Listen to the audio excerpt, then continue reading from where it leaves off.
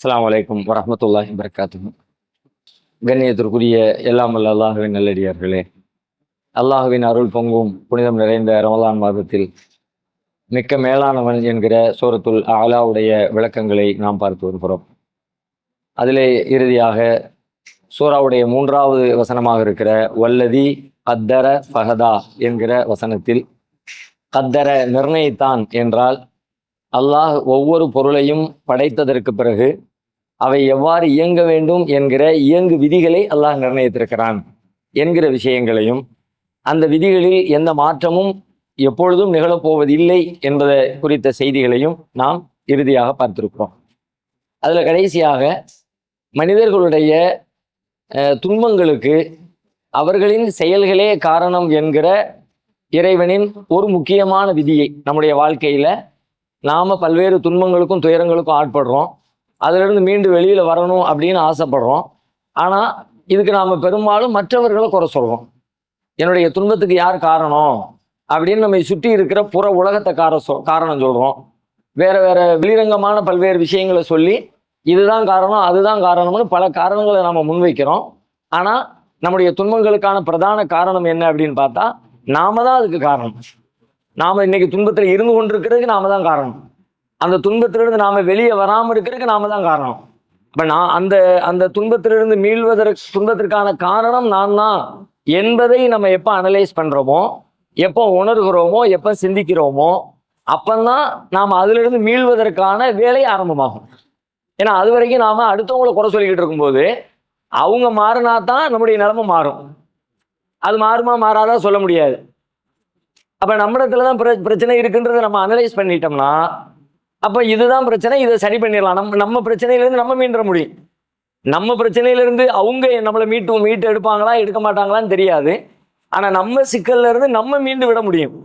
அப்போ நம்மிடத்துல தான் சிக்கல் இருக்கிறது என்பதை உணர்வது தான் அதனுடைய முதல் படி. ஒரு மகிழ்ச்சியான வாழ்க்கைக்கு, சந்தோஷமான வாழ்க்கைக்கு, துன்பமில்லாத சிரமமற்ற வாழ்க்கைக்கு அடிப்படையான விதிகளில் ஒன்று நமக்கு ஏற்படக்கூடிய துன்பங்களுக்கு நாமே காரணம். அதை தான் அல்லாஹ் சொன்னா, உங்களுக்கு வரக்கூடிய எந்த துன்பமாயினும் உங்கள் கைகள் சம்பாதித்தவையே, உங்கள் கைகளால் நீங்கள் சம்பாதித்தவையே என்று அல்லாஹ் சொல்லுகிறான். அப்ப நம்ம இதை சிந்திச்சு பார்த்து நம்முடைய வாழ்க்கையை இந்த நியதி மாற போறதில்லை, இந்த நியதிக்கு உட்பட்டு துன்பத்திலிருந்து வெளியே வர்றது எப்படிங்கிறது குறித்து நம்ம யோசிக்க வேண்டும் என்பதை பார்த்தோம். அதுல ஒரு உதாரணமாக தான் உஹது போர்க்காலத்துல நபி ஸல்லல்லாஹு அலைஹி வஸல்லம் அவங்களிடத்துல சஹாபாக்கள், அந்த காலத்து மக்கள் எப்படி இவ்வளவு பெரிய துன்பம் நமக்கு நேர்ந்துச்சுன்னு சொல்லும் பொழுது அல்லாஹ் சொன்ன பதில் உங்களால தான் நேர்ந்துச்சு. ஆனா உண்மையில மேலோட்டமா பார்த்தா என்ன சொல்ல முடியும்? எதிரிகளால் நேர்ந்துச்சுன்னு தான் சொல்ல முடியும். அவன் இப்படி அட்டாக் பண்ணிட்டான், பின்னாடி வீடு வந்து அடிச்சிட்டாங்க அப்படின்னு அவங்கள சொல்வதற்கான நியாயம் நம்ம இன்னைக்கு எப்படி சொல்றோமோ, நாம ஒருத்தர் அடி வாங்கிட்டோம் அப்படின்னா அவர் அடிச்சாரு, அவர் அடிச்சதுனால நான் அடி வாங்கினேன் அப்படின்னு அவர் மேல பழிய போட்டு நான் வாங்கின அடிக்கு, நான் பட்ட துன்பத்துக்கு அவர் காரணம்னு சொல்லிடுவோம். ஆனா அதுக்கு பின்னாடி என்னுடைய பங்களிப்பு இருக்குங்கிறத நான் மறந்துடுறேன். நான் ஒரு வாகனத்துல போறேன், எதிர்த்தாப்புல ஒருவர் முட்டிட்டாரு, அதனால எனக்கு பாதிப்பு ஏற்பட்டுருச்சு. அப்ப அவர் முட்டி எனக்கு பாதிப்பு ஏற்பட்டது என்று சொல்வது உண்மைதான், இல்லைன்னு மறுக்கலை. ஆனால் அதுல என்னுடைய பங்களிப்பு என்ன? நான் அந்த பகுதியில் போனதும் என்னுடைய பங்களிப்பு. எல்லாரையும் அவர் முட்டலையே, எல்லாரும் மேலேயும் அவர் போய் இடிக்கலையே, எல்லாரும் கை கால் உடஞ்சி கிடக்கலையே, என் மேல மட்டும்தானே ஆக்சிடென்ட் ஆயிருக்கு. அப்ப என் மேல ஆயிருக்கு, அப்ப என்னுடைய பிழை என்ன? அவங்க எல்லாம் செய்யாத ஏதோ ஒரு பிழையை நான் செஞ்சிருக்கேன், ஏதோ ஒரு பங்களிப்பு என்னுடைய பங்களிப்பு இதுக்குள்ள இருக்கத்தான் செய்கிறது என்பதை யோசிக்கும் பொழுது இப்ப நாளைக்கு அந்த பங்கு ஏற்படாமல் இருக்கிறதுக்கு என்ன வேலையை செய்யணுமோ அந்த வேலையை செய்வோம். இது நம்முடைய வாழ்க்கையில கவனிக்க வேண்டிய நடைமுறைப்படுத்தப்படுகிற அல்லாஹ்வுடைய முக்கியமான விதிகளில் ஒன்று. இது சம்பந்தமா இன்னும் நிறைய செய்திகளை, நம்முடைய வாழ்க்கையின் துன்பங்களை குறித்து பல கோணங்கள் பேசுகிறது. இது ஒண்ணு, இது மட்டுமே இல்லை. துன்பத்தை பற்றியான ஒரே ஒரு பார்வை மட்டும் குர்ஆன்ல இல்லை. அல்லாஹ்வுடைய நீதிகள் பல மாதிரி இருக்கிறது. அதுல ஒரு முக்கியமான அம்சம், இதை நாம கரெக்ட் இப்படி யோசிச்சாதான் நாம அல்லாஹ்விடத்துல சரண்டர் ஆகும். நம்முடைய பிழைகள்ல இருந்து நம்மளை தூய்மைப்படுத்திக்கிறதுக்கு நம்ம முயற்சி எடுப்போம். இப்போ உதாரணமா நம்ம பார்த்தா குர்ஆன்ல இந்த கருத்தை வலுப்படுத்தக்கூடிய இன்னும் பல செய்திகள் குர்ஆன் பேசுகிறது. தனி மனிதனுடைய துன்பத்திற்கும் அவன் தான் காரணம், ஒரு சமூகம் துன்பத்தை அனுபவிப்பதற்கும் அந்த சமூகம் தான் காரணம், சமூகத்தில் இருக்கிற சிக்கல் தான் காரணம். இப்ப இந்த சமூகம் தனக்கு இருக்கிற சிக்கலை சரியா அட்ரஸ் பண்ணிடுச்சுன்னா அந்த சிக்கல்ல இருந்து மீண்டு விட முடியும். அந்த சிக்கலுக்கு நான் காரணம் இல்லை. இப்ப நம்ம சமூகத்தை எடுத்துக்குவோமே, இப்ப நாம பல்வேறு சிக்கல்களை சிரமங்களை இந்த நாட்டில் சந்திக்கிறோம். நம்முடைய உரிமைகள் சார்ந்து, நம்முடைய வளம் சார்ந்து, நம்முடைய செல்வம் சார்ந்து, நம்முடைய படிப்பு சார்ந்து, நம்முடைய அதிகாரம் சார்ந்து பல விஷயங்களில் நாம் வாழுகிற இந்த தேசத்துல பல துன்பங்களை முஸ்லிம்களாக இருக்கிற நாம அனுபவித்துக் கொண்டிருக்கிறோம். ஆனால் இதுக்கான காரணங்களாக என்ன முன்வைக்கப்படுகிறது, என்ன பேசப்படுது? எல்லாமே எதிரிகள் தான் காரணம். முஸ்லிம் சமூக தலைவர்கள் எல்லாருமே நம்ம என்ன பேசுறோம், இந்த பிரச்சனை எங்கிருந்து வந்துச்சு, அவன் என்ன பண்ணான் பாரு, எப்படி வரலாற்றை திரிச்சான் பாரு, அவன் எப்படி சட்டத்தை மாத்தினான் பாரு, எப்படி புதுசா சட்டத்தை கொண்டு வந்தான் பாரு, காஷ்மீரை ரெண்டா பிரிச்சுட்டான் பாரு, தலாக்குக்கு சட்டத்தை கொண்டு வந்துட்டான் பாரு, இப்படி அதை கொண்டு வந்தான், இதை கொண்டு வந்தான், இப்படியாக அவர்கள் செய்த செயல்களினால்தான் நாம இந்த நிலையில் இருப்பதாகத்தான் நாம பேசிக் கொண்டிருக்கிறோம். அவர்கள் செய்த செயல்கள் இருக்குதா? இருக்குது, இல்லைன்னு மறுக்கல, அது இருக்குது. ஆனா அதை விட முக்கியமாக இதுல நம்முடைய பிழை எதுவும் இருக்கு. ஆங்கிலேயர்கள் உலகத்தின் பெரும்பாலான நாடுகளை அடிமைப்படுத்தினார்கள், அவர்கள் ஆதிக்கம் செலுத்தினார்கள். ஆதிக்கம் செலுத்துவதிலே ஒரு நியதி இருக்கிறது. யார் ஆதிக்கம் செலுத்துவார் என்று அல்லாஹ் ஏற்படுத்தி ஒரு நீதி இருக்கு. இவன் தான் அதிகாரத்துக்கு வருவான், இவன் தான் ஆட்சி செய்வான். அவன் எப்ப ஆட்சி செய்வான், இன்னென்ன கூறுகள், இன்னென்ன பண்புகள், இன்னென்ன செயல்கள், இன்னென்ன சிந்தனைகள் யாரிடத்துல இருக்கிறதோ அவர்கள் தான் ஆட்சிக்கு வர முடியும். இது இறைவன் ஏற்படுத்திய ஒரு நியதி. அதை யாரு செய்யறாங்களோ ஆட்சிக்கு வந்துருவான். அவன் முஸ்லிமா, இந்துவா, கிறிஸ்தவனா அப்படியெல்லாம் அல்லாஹ் பார்க்க மாட்டான். ஆட்சிக்கு வருவது என்பதற்கு ஒரு நியதி இருக்கிறது. அந்த நியதியை யார் கடைபிடிக்கிறார்களோ அவர்கள் ஆட்சிக்கு வருவார்கள். அதே போல அடிமைப்படுதலுக்கு என்று ஒரு நியதி இருக்கிறது. அடிமைப்படுதல் இந்த சிந்தனையில இருந்தா, இந்த பார்வையில பார்த்தா, இப்படி நீ வாழ்ந்தா நீ அடிமையாத்தான் இருப்ப. இதுவும் இறைவனுடைய நியதி தான். அப்ப அந்த நீதிக்குள்ள நம்ம இருந்துகிட்டு அதை சரி பண்றதுக்குரிய வேலையை செய்யாம அவன் வந்துட்டான், இவன் வந்துட்டான், அவன் அப்படி, இவன் இப்படி, அவன் டெவலப் ஆயிட்டான், அவன் முன்னேறிட்டான், அவன் நம்மளை அடிக்கிறான், அவன் நசுக்கிறான், அதை மட்டும் பேசிக்கிட்டு இருந்தா காலத்துக்கு தீர்வு வரவே வராது. அவன் முதல்ல இதுக்கான சிக்கல் என்னுடைய பங்கு என்னன்னு நம்ம யோசிக்கணும். அந்த கோணத்துல யோசிச்சா தனி மனிதனுக்கும் ஒரு சமூகத்துக்கும் ஏற்படக்கூடிய துன்பங்களுக்கான காரணங்களை பற்றி குர்ஆன் பேசுது. 16வது அத்தியாயம் 112வது வசனம். நிறைய விஷயங்கள் இருக்கிறது. உதாரணத்துக்கு 16வது அத்தியாயம் 112வது வசனம், சூரத்துல் நஹல். அல்லாஹ் இதுல கிட்டத்தட்ட நேரடியாகவே ஒரு சமூகவியல் நியதியை பேசுகிறான். இறைவனுடைய மாறாத சமூக நியதி, ஒரு சமூகத்தில் என்ன நியதி அப்ளை ஆகும், அல்லாஹ்வுடைய விதி எப்படி இருக்கும் அப்படிங்கிறத பத்தி பேசக்கூடிய ஒரு வசனம் இது. 16:112. மேலும் அல்லாஹ் ஒரு ஊரை அவர்களுக்கு உதாரணம் கூறுகிறார், அது அச்சமில்லாதும். முதல் வார்த்தையை கவனிங்க. அல்லாஹ் ஒரு ஊரை உதாரணமாக காட்டுவான். மசலன் கரியத்தன். அப்போ ஒரு ஊரை உதாரணம் சொல்ல போறான். ஒரு விதி, அந்த விதி எதுக்குன்னு கேட்டா தனி மனுஷனுக்கான விதியை பத்தி பேசல. ஒரு ஊர் அப்படின்னா ஒரு சமூகம், ஒரு டோட்டலா ஒரு பெரிய டீம் இருக்கிறாங்க, அந்த மக்களுக்கான ஒரு விதியை பத்தி அல்லாஹ் பேசுகிறான். அதை ஒரு உதாரணமா சொல்கிறான். சரி, அது அச்சம் இல்லாதும் நிம்மதியுடனும் இருந்தது. காண தாமினத்தம் முத்துமையினத்தன். ஊர் நல்ல செழிப்பா இருந்துச்சு, அச்சத்துக்கு வேலையில, பயமே இல்லை. இப்ப நம்ம பயந்துகிட்டு இருக்கோம்ல, இப்ப நமக்கு ஆட்சி அவன் என்ன பண்ணுவான், இவன் என்ன பண்ணுவான், அந்த டீம் நமக்கு எதிராக வேலை பார்த்துக்கிட்டு இருக்கிறான், நிறைய பயத்தோட வாழ்ந்துகிட்டு இருக்கிறோம்ல. அந்த ஊர் அப்படி இல்லை. காணத்து முத்துமையினத்தன், அது ரொம்ப நிம்மதியா இருந்துச்சு. எதை பத்தியான பயமோ அச்சமோ கவலையோ இல்லாத ஒரு சமூகமாக அந்த சமூகம் இருந்தது. காண தாமினத்தன். அது உணவு மற்றும் வாழ்க்கை பொருட்கள் யாவும் ஒவ்வொரு இடத்தில் இருந்தும் ஏராளமாக வந்து எல்லா புறத்திலிருந்து அல்லாஹ்வுடைய ரிஸ்க் வந்து கொட்டுச்சு. என்னென்ன வேணுமோ எல்லாம் செழிப்பா இருந்துச்சு. பொருளாதாரத்துல, அவங்க சாப்பிட்ற சாப்பாடுல, அவங்களுடைய வாழ்க்கை முறையில, அவங்களுடைய கல்வியில, அவங்களுடைய அதிகாரத்துல, எல்லாத்துலயுமே செழிப்பா இருந்துச்சு. அல்லாஹ்வுடைய எல்லா ரிஸ்க்கும் அந்த ஊருக்கு வந்து கொட்டுச்சு. ஓகே. ஆனால் அவ்வூர் அல்லாஹ்வின் அருட்கொடைகளுக்கு நன்றி செலுத்தாமல் அவர்கள் அல்லாஹ்வுடைய அருளுக்கு நன்றி மறந்தார்கள், நன்றி கெட்டார்கள், நன்றி மறுத்தார்கள். இவ்வளவு அல்ல வேலையை செஞ்சிருக்கான், இவ்வளவு உதவிகளை செஞ்சிருக்கான், நிம்மதியா வாழ வச்சிருக்கான், நல்ல சாப்பாடு கொடுத்துருக்கான், நல்ல காசு பணம் கொடுத்துருக்கான், நல்ல லக்ஸுரியான லைஃபை கொடுத்துருக்கான். ஆனா இந்த லக்ஸுரியான லைஃபை நினைச்சு அல்லாஹ்வுக்கு நன்றி சொல்லி, அல்லாஹ் எனக்கு இது நல்ல வாழ்க்கை எங்களுக்கு நீ கொடுத்துருக்கிற அப்படின்னு அதை நினைச்சு மகிழ்ச்சி அடைஞ்சு இறைவனிடத்துல நெருங்குவதற்கு பதிலாக அதையெல்லாம் என்னமோ தங்களுடைய செயல் மாதிரி, நான் இன்னைக்கு இவ்வளவு பெரிய பணக்காரர், நான் தான் காரணம், இந்த சமுதாயம் இவ்வளவு பெரிய சொசைட்டி மேல உசந்திருக்கிறதுக்கு நம்ம தான் காரணம், வேற யாரும் காரணம் இல்லை, அல்லாஹ் தான் காரணம் இல்லை, அல்லாஹ்வுடைய அருள் இதுல உண்மை இல்லை அப்படிங்கிற மாதிரி அல்லாஹ்வுக்கு நன்றி செலுத்தாம பெருமையில் ஆணவத்துல அல்லாஹ்வுக்கு நன்றி மறந்தார்கள். சரி, பரம்பி அனுபவம் இல்ல. ஆகவே அவ்வூரார் செய்து கொண்டிருந்த தீச்செயல்களின் காரணமாக அல்லாஹ் பசியையும் பயத்தையும் அவர்களுக்கு ஆடையாக அணிவித்து அவற்றை அனுபவிக்குமாறு செய்தார்.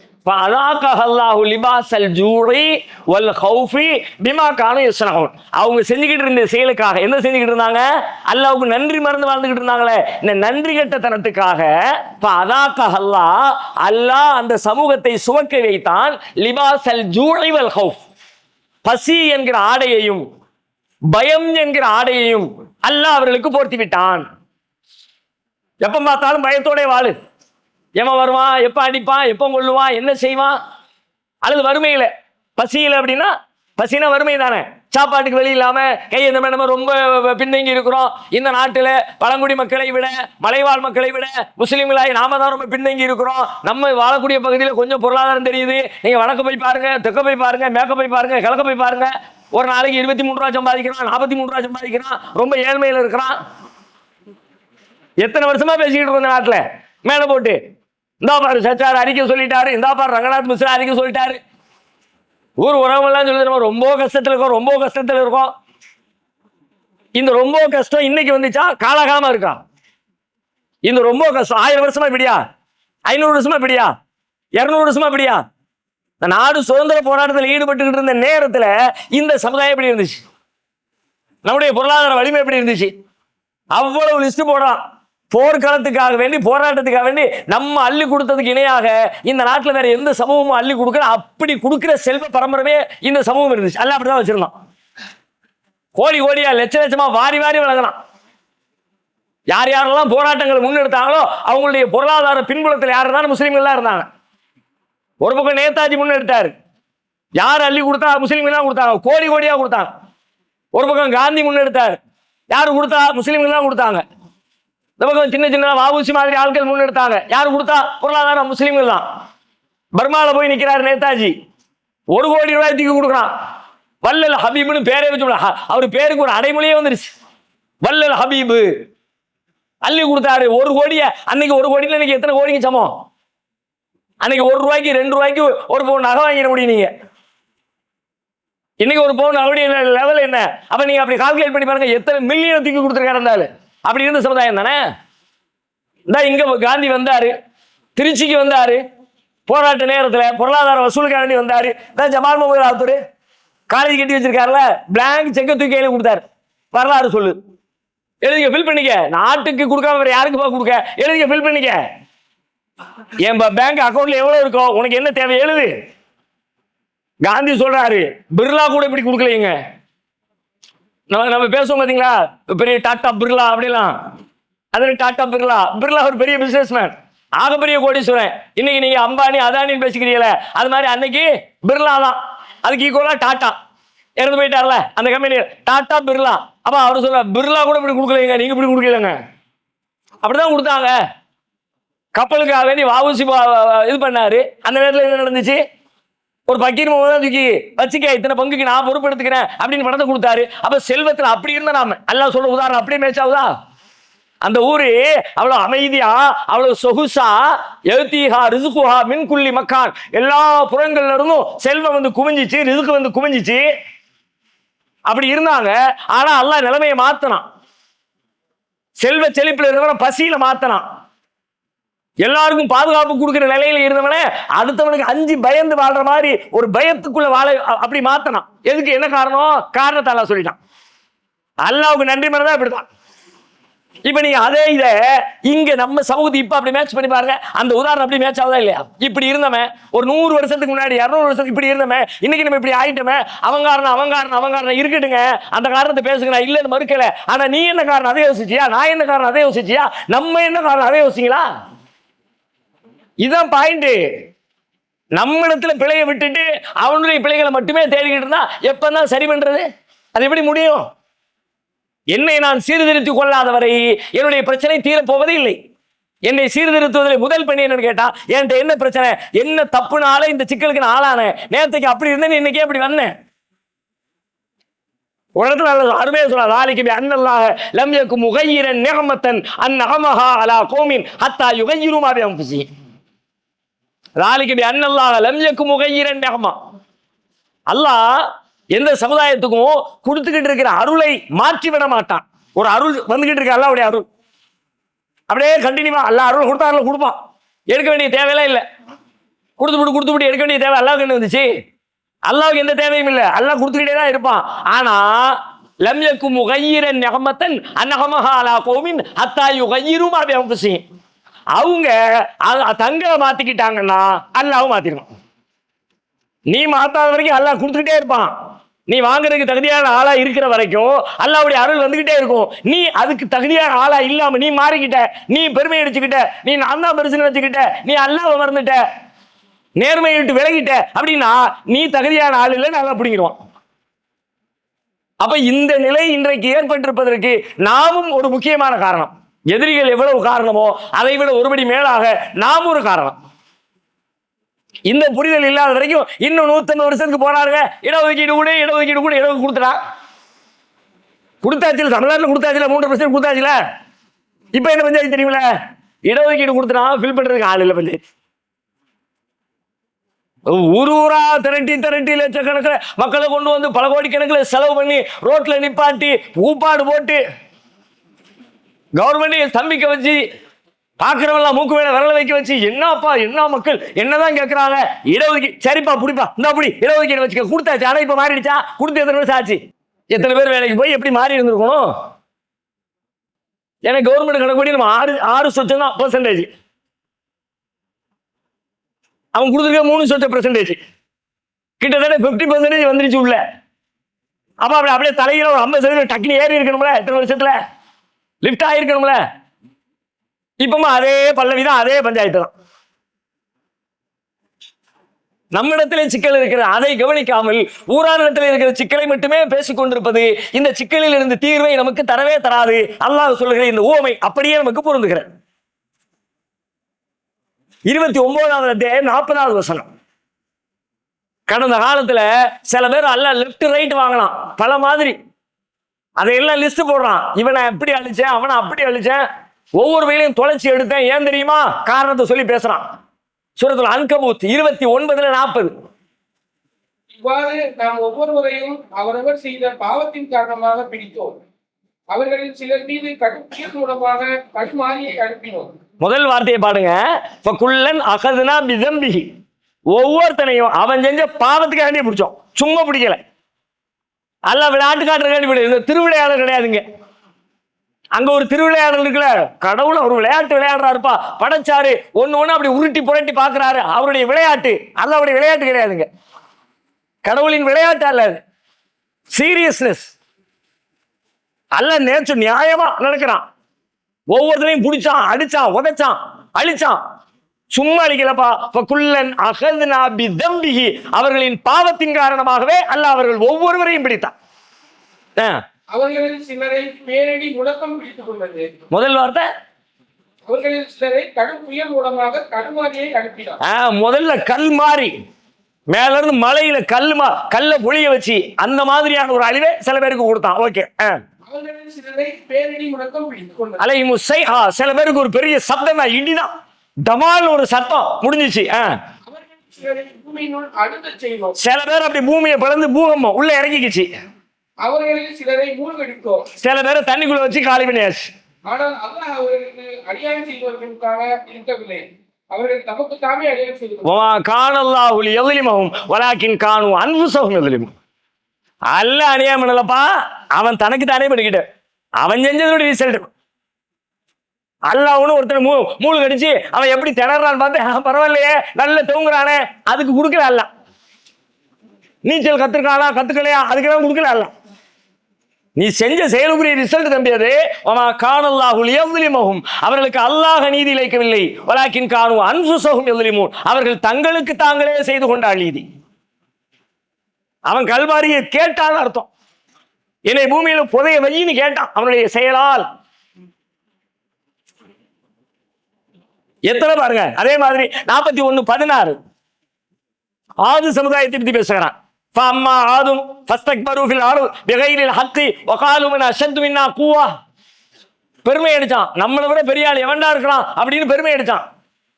அவலம் யரவ் அன்னல்லாஹ் அல்லதி ஹலகஹும் ஹுவ அஷத்து மின்ஹும் குவா. அல்லாஹ் பெரிய வலிமை உள்ளவன் இல்லையா? அது அவனுக்கு தெரியலையா? வமா கானூ பி ஆயாத்தினா யஜ்ஹதூன். நம்முடைய வசனங்களை எல்லாம் அவன் மறுத்துக்கிட்டு இருக்கிறானே. ஃபஅர்ஸல்னா அலைஹிம். வாசிங்க 41:16. 15 சொல்லிட்டேன். 16 ஓகே. ஆதலினால் உலக வாழ்வில் அவர்கள் இழிவு தரும் வேதனையை சுவைக்கும்படி செய்ய. இப்ப நான் சொன்னா ஆது சமுதாயம் பெருமை அடிச்சாங்க, தன்னுடைய வலிமையை நினைச்சு எங்களை விட பெரிய ஆள் யாரான்னு சொன்னாங்க. இப்படி பெருமைக்காக வேண்டி ஃபஅர்ஸல்னா அலைஹிம் ரீஹன் சர்சரன், அவர்கள் மீது என்ன அனுப்பினோம்? வேதனையை சுவைக்கும்படி செய்ய கெட்ட நாட்களில் அவர்கள் மீது ஒரு கொடிய புயல் காற்றை அனுப்பினோம். கெட்ட நாட்களில் அவர்கள் மீது ஒரு பெரிய புயல் காற்றை அனுப்பி வைத்தோம். மேலும் பசுமையில் உள்ள வேதனையோ மிகவும் இழிவுள்ளதாகும். அன்றையும் அவர்கள் எவராலும் உதவி செய்யப்பட மாட்டார்கள். இவனுக்கு என்ன பண்ணணும்னு கேட்டா, அவனுக்கு நம்ம வேதனை அனுப்பி வச்சோம். காரணம் அவன் வாழ்ந்த வாழ்க்கை, அவன் அடிச்ச பெருமை. நீ பெருமை அடிச்சா தம்பி உனக்கு ரிசல்ட் தான் தம்பி அப்படின்னு சொல்வதற்காக வேண்டி சொல்றான். இதுல இன்னொரு எக்ஸ்ட்ரா ஒரு கேள்வி, இது சம்மந்தம் இல்லை, இருந்தாலும் வசனத்தை வாசிச்சதுனால இடையில ஒரு கேள்வி கேட்கணும்னு தோணுது. அதுல என்ன வருதுன்னு கேட்டா, ஐயாவின் நகைசாத்தின் கெட்ட நாட்களில். நாள்ல நல்ல நாள் கெட்ட நாள் இருக்கா? இருக்கா இல்லையா? எனக்கு அல்லாஹ் சொல்றான் இல்லைங்கிறியா? இல்லையா?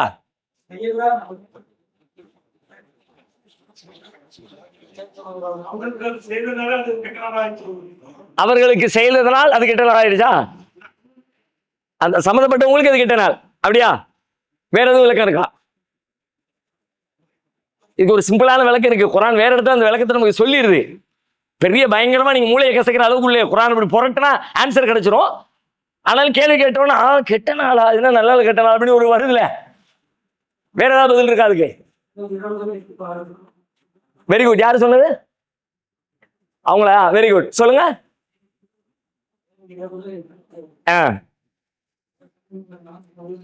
அவங்க சொல்றது விளங்குதா? 7 இரவுகள் 8 பகல்கள்ங்கிறாங்க. என்ன சம்மந்தம் இல்லாத சொல்ற மாதிரி இருக்கா? நம்ம ஒண்ணு கேள்வி கேட்டா அவங்க வேற அவங்க கரெக்டா சொல்றாங்க.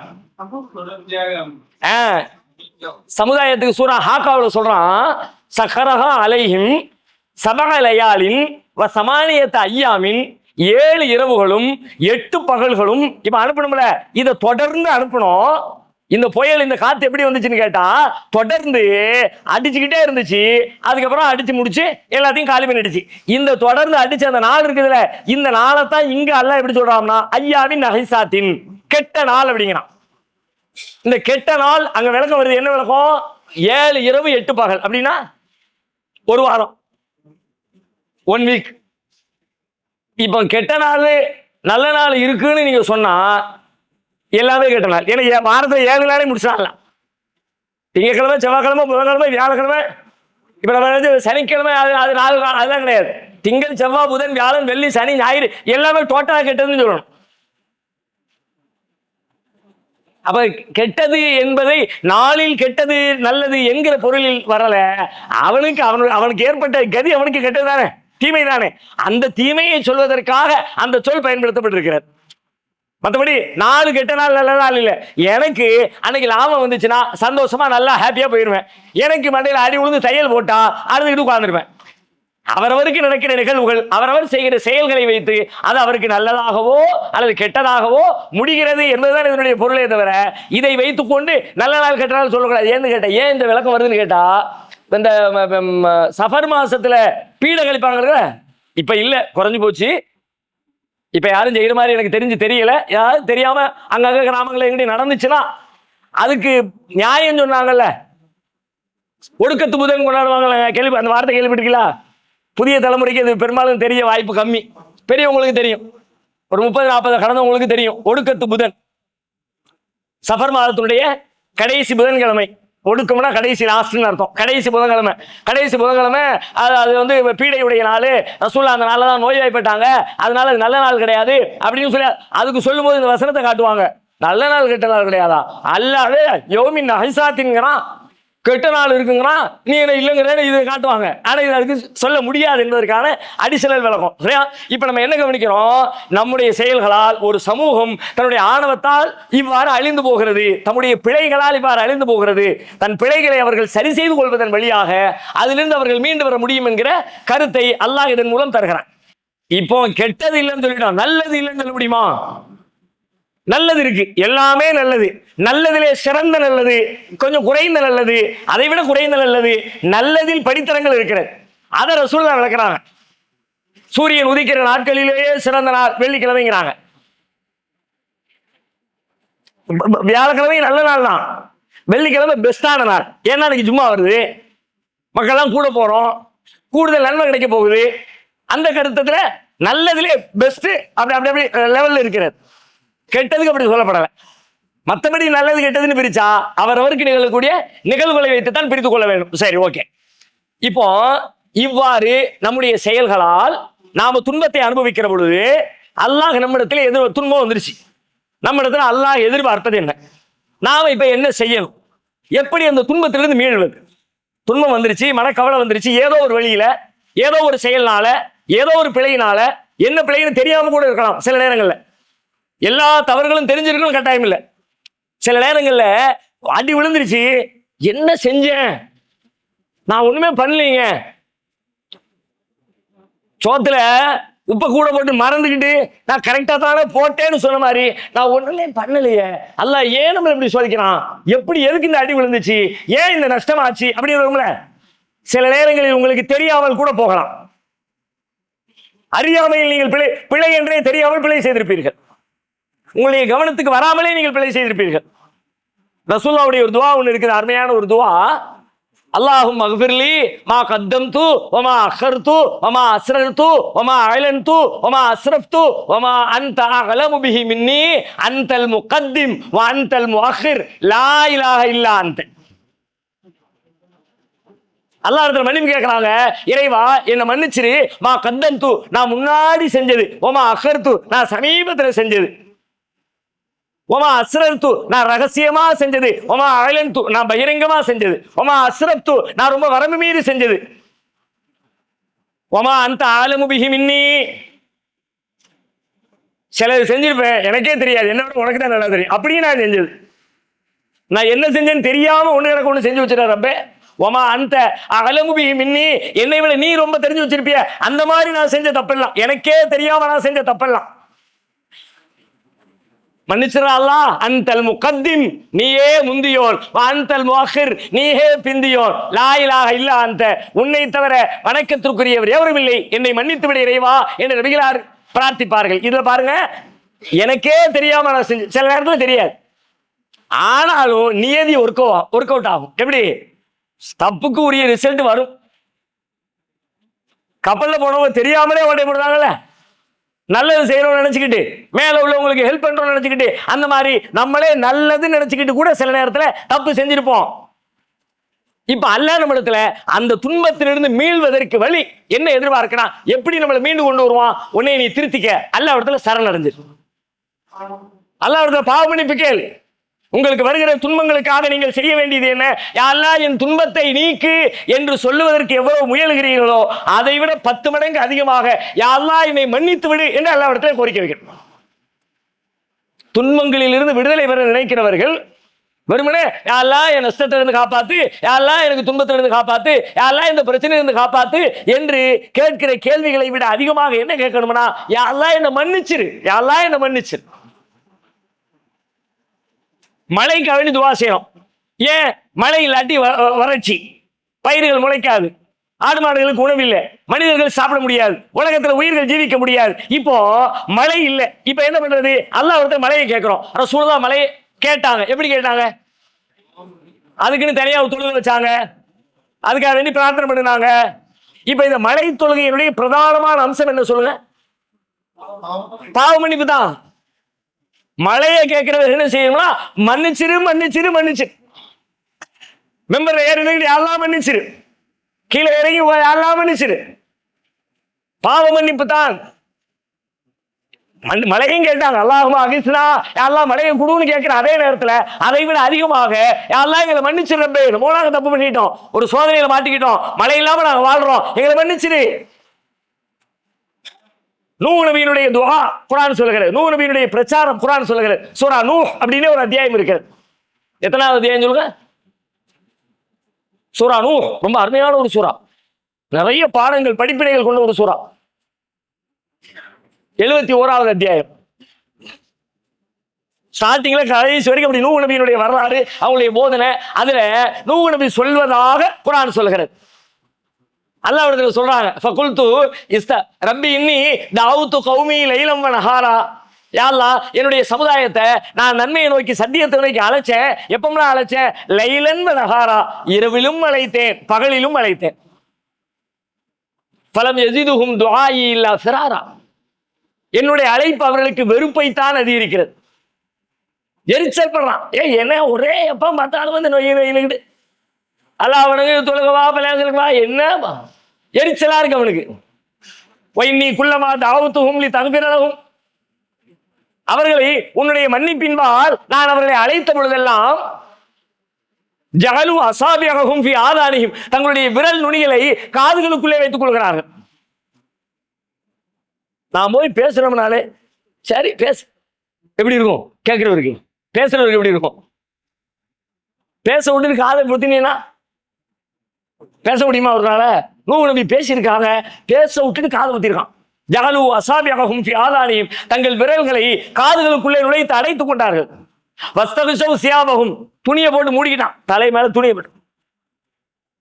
நக்கல் நையாண்டி. வஸர்ரு, பிடிவாதம் பிடித்தார்கள். வஸ்தக்பரு இஸ்திக்பாரா, பெருமை அடித்தார்கள். சும்மை இன்னி தஅவுதுஹும் ஜிஹாரா, யா அல்லாஹ், அவங்களை நான் உரத்த குரலில் அழைத்தேன், சப்தமிட்டு அழைத்தேன். அலன்துலகும் அஸ்ரல்துலகும் இஸ்ராரா, ரகசியமா கூப்பிட்டேன், பகிரங்கமா கூப்பிட்டேன். ஃபகுல்து அஸ்தக்பிரு ரப்பக்கும் இன்னஹு கான கஃபாரா, உங்கள் இறைவனிடத்திலே நீங்கள் மன்னிப்பு கேளுங்கள், அவன் தாராளமாக மன்னிக்கிறவனாக இருக்கிறான் என்று நான் சொன்னேன். சொல்லிட்டு சொல்றாங்க, நீங்க அல்லாஹ்ட்ட மன்னிப்பு கேளுங்க, அவன் மன்னிக்கிறவனாக இருக்கிறான். யுர்சிலி ஸமா அலைக்கும் மித்ராரா, நீ மன்னிப்பு கேட்டா வானத்திலிருந்து உங்களுக்கு தொடர்ச்சியாக மழையை அனுப்புவான். யுர்சிலி ஸமா அலைக்கும் மித்ராரா வ யும்திதுக்கும் பி அம்வால், உங்களுக்கு செல்வத்தை கொடுத்து ஹெல்ப் பண்ணுவான். வ பனீன், புள்ளையை கொடுத்து ஹெல்ப் பண்ணுவான். வ ஜன்னாத்தின், தோட்டம் துறவுகளை கொடுத்து ஹெல்ப் பண்ணுவான். அன்ஹாரா, உங்களுக்கு நதிகளை கொடுத்து ஹெல்ப் பண்ணுவான். பணம் கிடைக்கும், புல்ல கிடைக்கும், தோட்டம் கிடைக்கும், ஆறு கிடைக்கும். எப்போ நீ மன்னிப்பு கேளு. மாலக்கும் லா தர்ஜூன லில்லாஹி வகாரா, உங்களுக்கு என்னப்பா ஆச்சு?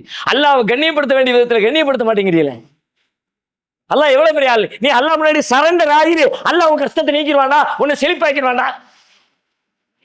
நீ புலம்புற மாதிரி வாழ்க்கை இருக்காது. யாரெல்லாம் என்ன மன்னிச்சிடறேன்னு பெருமையை விட்டு ஆணவத்தை விட்டு உன்னை அடிமைத்தனத்தை அல்லாஹ்விடத்துல பறைசாட்சி, யாரெல்லாம் என்ன மன்னிச்சிரு, இனிமே நான் பிழை செய்ய மாட்டேன், உன்னை மறந்து வாழ மாட்டேன், உன்னுடைய கட்டளைக்கு புறம்பா இருக்க மாட்டேன், நான் ஒரு நல்ல அடிமையா இருப்பேன் அப்படின்னு அல்லாஹ் முன்னாடி போய் விழு, சரணடை. அல்லாஹ் உன் கஷ்டத்தை நீக்குவான், துன்பத்தை நீக்குவான். துன்பங்களை தருவது தண்டனையின் விளைவுதான், செய்த தவறுகளின் விளைவுதான். ஆனால் அந்த துன்பங்களை தருவது நீ செஞ்சல வாங்கினியா அப்படின்னு சந்தோஷப்படுறதுக்கு இல்லை. நம்ம கொடுக்கறது என்னன்னா அப்படிதான். நம்ம கொடுக்கறது என்ன, செஞ்சல பழிக்க போடு போடுற, எப்படி போட்ட, எப்படி அடிச்ச, இப்ப எப்படி இருக்கு வலிக்கா இனிக்கா, எங்களுக்கு அப்படித்தானே இருந்திருக்கும். இப்படி சொல்றதுக்கு தான் நம்ம கொடுக்கறது என்னென்ன, நம்ம கொடுக்கறது என்னென்ன எல்லாமே இவ்வளவுதான். ஆனா அல்லாஹ் கொடுக்கறது என்னென்ன இந்த இதுக்கு இல்லை. அல்லாஹ் எதுக்கு என்ன கொடுக்குறான்? நீ திருந்தி அல்லாஹ் பக்கம் வந்திருப்பா, தண்டனையை பார்த்த உடனே ஐயோ மிஸ்டேக் பண்ணிட்டோமே, அல்லாஹ் பக்கம் போயிடணும்பா அப்படின்னு பணிஞ்சு மன்னிப்பு கேட்டு அல்லாஹ்விடத்துல சரண்டர் ஆகி அவ்வளவுதான். நீ ஒண்ணு செஞ்ச, நான் ஒண்ணு செஞ்சுட்டேன், பதிலுக்கு பதில் டெலி ஆயிட்ட கணக்கு அது இல்லை. அதை பேசுறான் அல்லாஹ், பல வசனங்கள்ல பேசுறான். 6வது அத்தியாயம் 42, 43, 6, 42, 43. முன்னாடி சமூகத்துக்கும் தூதர்களை எல்லா சமூகத்துக்கும் அனுப்பி இருக்கிறோம். முன்னாடி வந்த சமூகத்துக்கு நோயாலும் வறுமையாலும் அவர்களை பிடித்தோம். அவங்களுக்கு நோய் வந்துச்சு, பசி வறுமை கொடுமையில மாட்டுனாங்க. சரி, எதுக்கு? அவர்கள் பணிந்து வரும் பொருட்டு. தண்டனை கொடுத்தது வச்சது எல்லாமே சிரிக்கிறதுக்கு இல்லை. நீ செஞ்சா இப்ப எப்படி இருக்கு அப்படி கேட்கறதுக்கு இல்லை. சரண்டர் ஆயிடும், அவ்வளவுதான். அல்லாஹ் முன்னாடி வந்து பணிஞ்சிரு, இஸ்திக்பார் கேளு, அல்லாஹ்வுடைய வார்த்தைகளுக்கு கட்டுப்படுறேன்னு சொல்லு. அதுக்குத்தானே தவிர வேற நோக்கம் இல்லப்பா. அப்ப நம்ம பணிஞ்சிட்டோம்னா அல்லாஹ்வுடைய உதவி ஆட்டோமேட்டிக்கா நமக்கு வந்து சேர்ந்துரும். துன்பத்திலிருந்து அல்லாஹ் நம்மளை காப்பாத்திடுவான் என்கிற இன்னும் பல வசனங்கள் இதே போல இருக்கிறது. இதே கருத்துப்பட 32, 21, 30, 41 பல வசனங்கள் பேசுகிறது. 30, 41 வாசிய இன்னும் அழகா தெளிவா சொல்றோம். 30, 41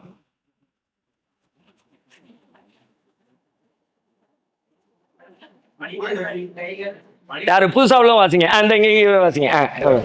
கைகள் தேடிக்கொண்ட தீச்செயல்களின் காரணத்தால் கடலிலும் தரையிலும் நாசமும் குழப்பமும் தோன்றின. விளங்குதா? புரிஞ்சுச்சா? முதல் வாக்கியத்துல என்ன சொல்லப்படுதுன்னு, லஹரல் ஃபசாது ஃபில் பர்ரி வல் பஹரி பிமா கஸபத் ஐதின் நாஸ். மனிதர்களின் கரங்களால் அவர்கள் செய்த செயல்களால் கடலிலும் தரையிலும் குழப்பம் மேலோங்கி விட்டது. பெரிய பஞ்சாயத்து, எங்க பார்த்தாலும் சிக்கல் சிரமம். காரணம் என்னன்னா இவன் செஞ்ச வேலைதான். சரி, தீமைகளிலிருந்து அவர்கள் திரும்பிவிடும் பொருட்டு அவர்கள் செய்தார்களே தீவினைகள், அவற்றில் சிலவற்றை இவ்வுலகிலும் அவர்கள் சுவைக்கும்படி அவன் செய்கிறான். அவன் செஞ்ச தீமையில கொஞ்சத்தை நீனே டேஸ்ட் பண்ணி பாரு, நான் கொடுக்க. ஏன் கொடுக்க தெரியுமா? அல்லஹும் எரிஜிஊன், அவர்கள் திரும்பி வந்துடணுமே, நம்ம பக்கம் திரும்பி வந்துடணுமே. அதுக்கு தான். வெறுமனே தண்டனை என்கிற நோக்கப்பட்டதுக்குள்ள இல்ல, மனுஷனை பக்குவப்படுத்தணும், பண்படுத்தணும், மேம்படுத்தணும், அல்லாஹ்வின் பால் கொண்டு வந்து சேர்க்கணும். அதுக்கு தான் உனக்கு நான் தர்றேன். சும்மா வெறுமனை கொடுத்து கணக்க சரி பண்றதுக்காக இல்ல, நீ அல்லாஹ்வின் பால் நெருங்கணும் என்பதற்காகத்தான் இதை நான் உனக்கு வழங்குகிறேன் என்று குர்ஆன் பேசுகிறது. தனி மனிதர்களுக்கும் இதுதான் விதி, ஒரு சமூகத்திற்கும் இதுதான் விதி. சமூகம் தன்னுடைய சிக்கலில் இருந்து மீண்டெழுவதற்கு சமூகத்தினுடைய சிந்தனை மாறணும். மொத்த சமூகமுமே அந்த சமூகத்துக்கு எஜுகேட் பண்ணணும். ஊருக்கெல்லாம் கூப்பிட்டு எங்கெல்லாம் சமூகத்தினுடைய அந்த அந்த கூடுதல் மையங்கள் இருக்குதோ அங்க எல்லாம் இந்த பாடங்கள் நடத்தப்படும். பள்ளிவாசல் சமூகம் கூடுகிற இடம், பள்ளிக்கூடங்கள் சமூகம் கூடுகிற இடம், அங்கெல்லாம் இதை சொல்லிக் கொடுக்கணும். மொத்த சமூகம் மாறுங்கப்பா, ஒரு பெரும்பான்மை மாறுங்கப்பா. ஒரு ஆள் 2 ஆள் மாறினா போதாது, பெரும்பான்மை மாறணும். அதுக்கு வேற வழி சொல்றான். அது ஒரு விரிவான, அது எப்படி சமூகத்தை மாத்துறது, அது ஒரு பெரும், அது ஒரு நீண்ட தலைப்பு, நீண்ட விவாதம். அதுக்குள்ளே இப்ப நம்ம போக முடியாது. சமூக மாற்றம் என்றது எவ்வாறு நிகழ வேண்டும், அதுக்கு என்னென்ன வழி என்று குர்ஆன் பேசுகிறார்.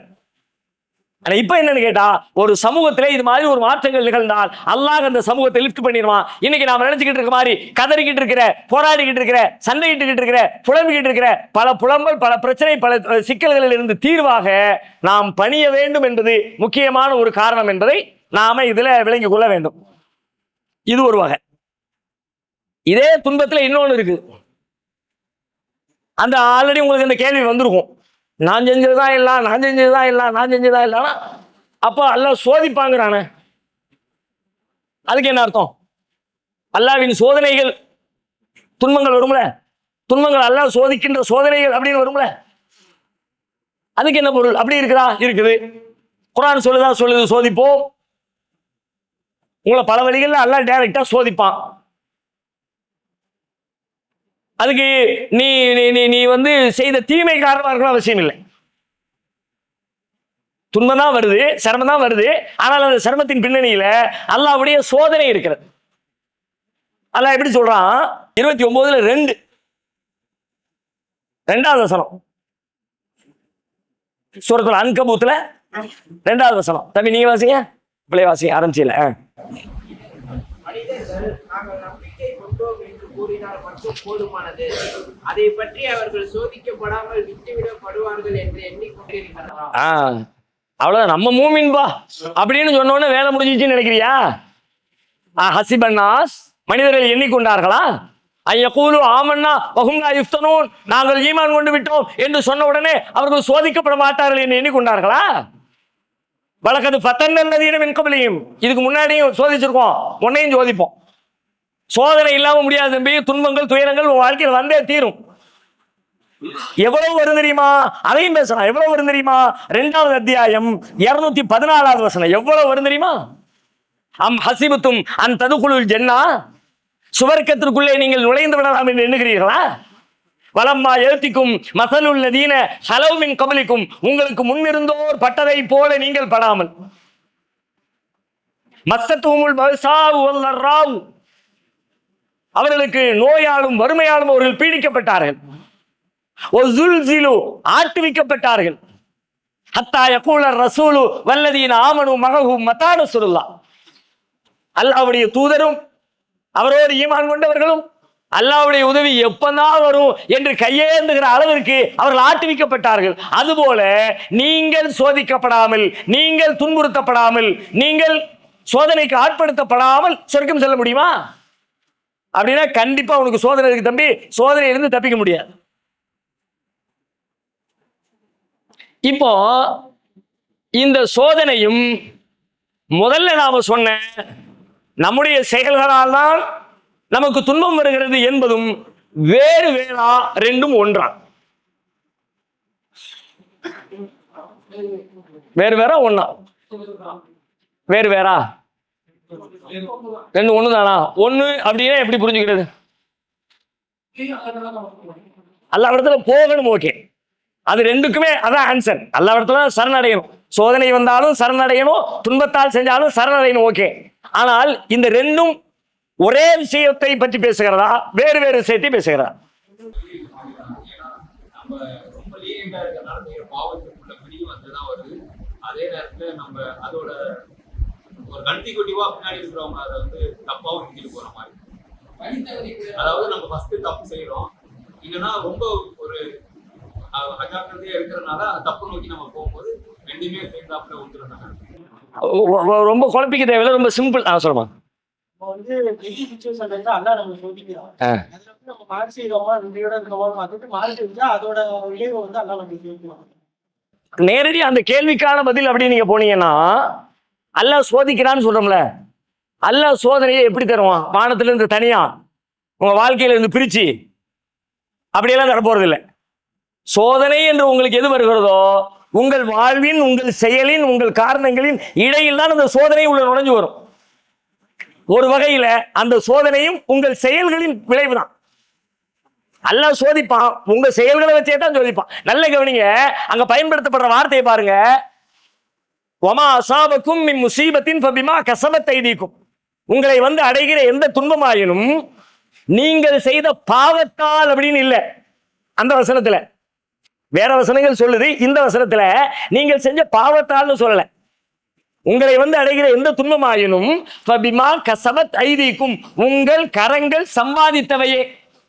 ரெண்டுக்கு வித்தியாசம் இருக்கு. நீங்க செஞ்ச தீமைக்கு அடிவிடுறது வேற. ஆனா உங்களுக்கு அல்லாஹ்விடத்திலிருந்து ஒரு சோதனை வந்தாலும் உங்களுடைய செயலின் தொடர்ச்சியாகத்தான் வரும்.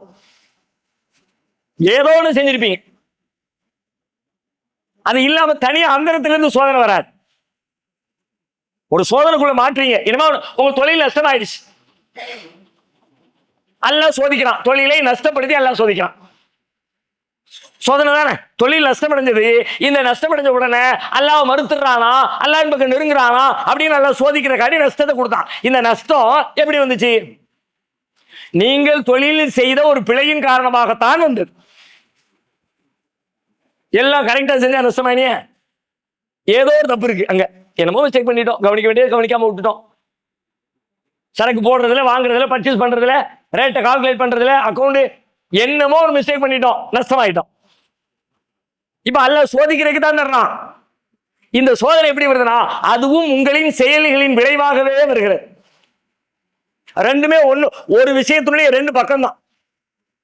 உங்களுடைய செயலுக்காக நீங்கள் தண்டிக்கப்படுவதும், உங்கள் செயலின் தொடர்ச்சியாக அல்லாஹ் உங்களை சோதிப்பதும் ஒரே விஷயத்திலே ரெண்டு பக்கம் தான். ஏன்னா சோதனைங்கிறது நீங்க செய்கிற நல்ல சரியான செயல்களின் வெளியாகவும் சோதனை வரும். இப்ப ரசூலுல்லாஹ் சொல்றாங்க, என் சமுதாயத்துல நான் வறுமையை நினைச்சு பயப்படல, நிறைய காசு பணம் வந்து பணம் கொளுத்து அதுல வழிகட்டு போயிருவாங்களோ நான் பயப்பட்டேன். லல் ஃபக்ர அக்ஸா அலைக்கும் அன் துபஸத அலைக்கும் துன்யா கமா புஸித்தத் அலா மன் கான கப்லக்கும், உங்களுக்கு முன்னாடி இருந்தவங்களுக்கு வழங்கப்பட்டது மாதிரி செல்வம் விசாலமா வழங்கப்பட்டு உங்களுக்கும் அவங்க மூழ்கி போன மாதிரி நீங்களும் மூழ்கி போய் நாசமா போயிடுவீங்களோன்னு பயப்படுறேன். செல்வம் நிறைய வருதுன்னா அதுக்கு நீங்க ஒரு வேலையை செஞ்சிருக்கீங்க, உங்களுக்கு வருமானம் நல்லா வந்துச்சு, ஹார்ட் ஒர்க் பண்ணிருக்கீங்கன்னு அர்த்தம். நல்ல உழைச்சிருக்கீங்கன்னு அர்த்தம், நிறைய எஃபெக்ட் போட்டு சம்பாதிக்கிறீங்க அர்த்தம். அப்ப நல்ல காரியத்துடைய விளைவு பணம் வந்துருச்சு. இந்த பணம் அல்லாஹ்வுடைய சோதனை ஆகிறது. அப்ப இந்த சோதனையும் உங்கள் செயலின் தொடர்ச்சி தான். அது இது தனி கிடையாது, ரெண்டும் ஒன்னோட ஒண்ணு. ஆயிஷா நாயகியுடைய விவகாரத்துல ரசூலுல்லாஹ் சோதிக்கப்பட்டாங்க. எவ்வளவு பெரிய சோதனை, கடுமையான சோதனை. அதன் பின்னணியில் யோசிச்சு பாருங்க. அல்லாஹ் சோதிச்சான், ஆனா அதுக்கு பின்னாடி யோசிச்சு பார்த்தா அங்க நபிகளாருடைய ஒரு சின்ன கவன குறைவு பின்னாடி இருக்கு. போருக்கு போயிட்டு வண்டி கிளம்பும் போது பல்லக்க தூக்கி ஒட்டகத்துக்கு மேல தூக்கி வைக்கிற நேரத்துல உள்ள ஆள் இருக்கா இல்லையான்னு செக் பண்ணிட்டு வேலை முடிஞ்சிச்சுல. உள்ள ஆயிஷா நாயகி இருக்கிறாங்கன்னு கன்ஃபார்ம் பண்ணியிருந்தா திரை வரைக்கு பார்த்துருந்தாங்கன்னா ஆள் இல்லையப்பா, எப்ப ஆயிஷா எங்க கூட்டிட்டு போயிருந்துருவான். இவ்வளோ பெரிய சோதனை வந்திருக்காரு. அவன் இவ்வளவு பெரிய சோதனையின் பின்னணியில ஒரு சின்ன அஜாக்கிரதை இருக்குல்ல. ரசூலுல்லாஹ் சோதிச்சான், அந்த சமுதாயத்தை சோதிச்சான். அந்த சோதனை எப்படி வந்துச்சு? இந்த செயலின் தொடர்ச்சியாகத்தான் வந்தது.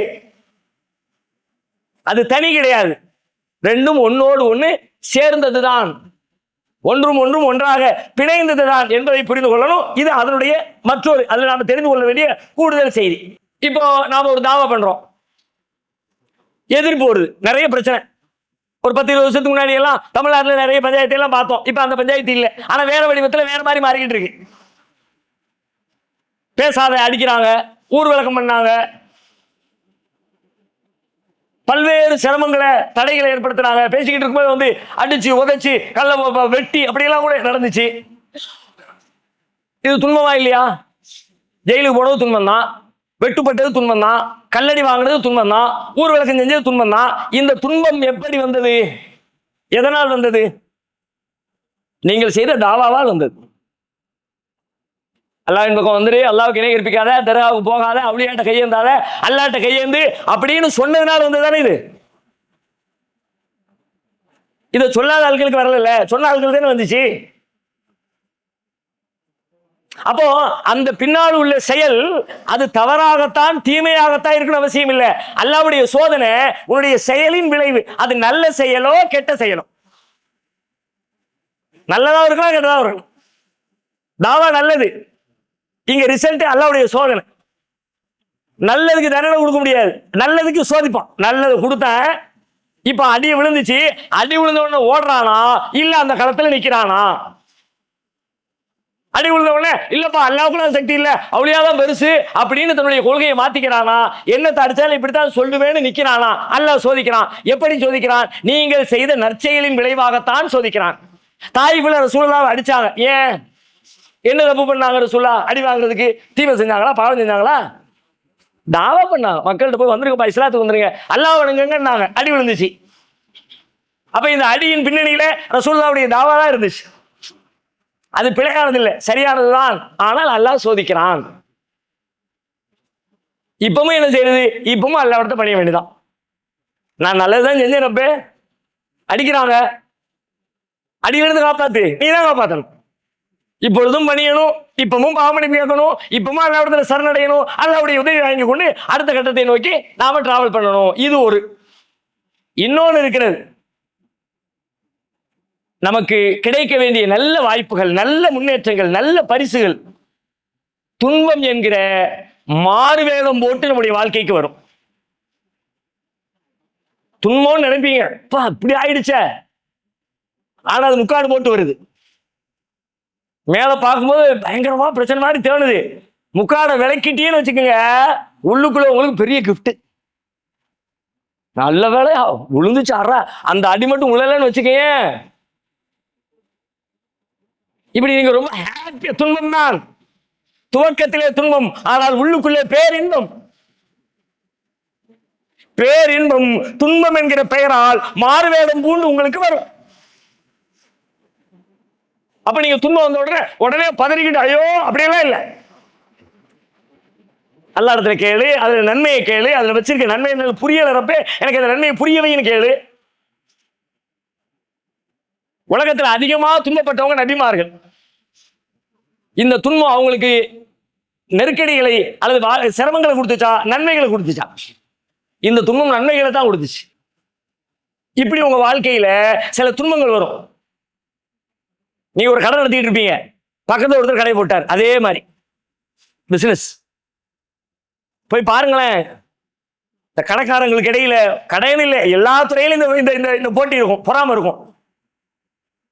அதுக்கப்புறம் ஃப்ரெண்டா இருப்பான் அத்தனை வருஷமா, பக்கத்துல கொண்டு போட்டேன்னா 50 மீட்டர் 100 மீட்டர்ல போட்டானா அதுக்கப்புறம் ஜென்ம பகை. நான் ஒருத்தன் கடை போட்டிருக்கேன் தெரியாதவனுக்கு அதே கடையை கொண்டு பக்கத்துல போடுதானே, அவங்களுக்கு யார் போறாங்களோ அவங்க நம்ம கடைக்கு வர வேண்டியது இருக்குது. ஏன் அங்க போய் போட வேண்டியது, கேக்கையில போட வேண்டியதானே, ஓலையூர்ல கொண்டு போட வேண்டியதானே, பாலக்கடை தான் கிடைச்சிச்சா அவனுக்கு. ஜென்ம பகையாளி ஆயிரும். போகும்போது வரும்போது இப்படியே குறுக்குறு குறுக்குறு கடை ஸ்டாப்பு போயிட்டு வருவான். எத்தனை பேர் இன்னைக்கு ஆளு வர்றவன்ட்டு எல்லாம் அதையெல்லாம் சும்மா டூப்ளிகேட் சாமா, 4 நாள் தாங்காது. இதை விட ஃபர்ஸ்ட் குவாலிட்டி வச்சிருப்பான் அவன். உள்ள அப்படியே வயிறு எரிஞ்சு எரிஞ்சு எரிஞ்சு இப்படியே உட்காந்துருப்பான். ஒரு கட்டத்துல அவன் மேல போயிடுவான், இவன் கீழே போயிடுவான். லட்சம் பேரை காட்டுவான். கடையை வைப்பான், கடையை தூக்குவான், கடையை வைப்பான், கடையை தூக்குவான். பாருங்க மார்க்கெட்டுக்கு போய் பாருங்க, 5 வருஷத்துக்கு முன்னாடி இந்த கடை எத்தனை இருக்குன்னு பாருங்க நீங்க. 50 ஆண்டு கடைகள் எத்தனை, 500 ஆண்டு கடைகள் எத்தனை, 5 வருஷ கடை எத்தனை, 5 வருஷத்துக்கு கடையில அத்தனை லட்சம் கடைகளை திரும்ப இறக்கிருப்பான். வந்து போட்டுட்டாங்க. அதுக்கப்புறம் பார்த்தேன் வியாபாரம் இல்லை, ஒண்ணும் இல்லை, என்ன பண்றதுன்னு தெரியல, கடையை சாத்திட்டு வந்துட்டேன்.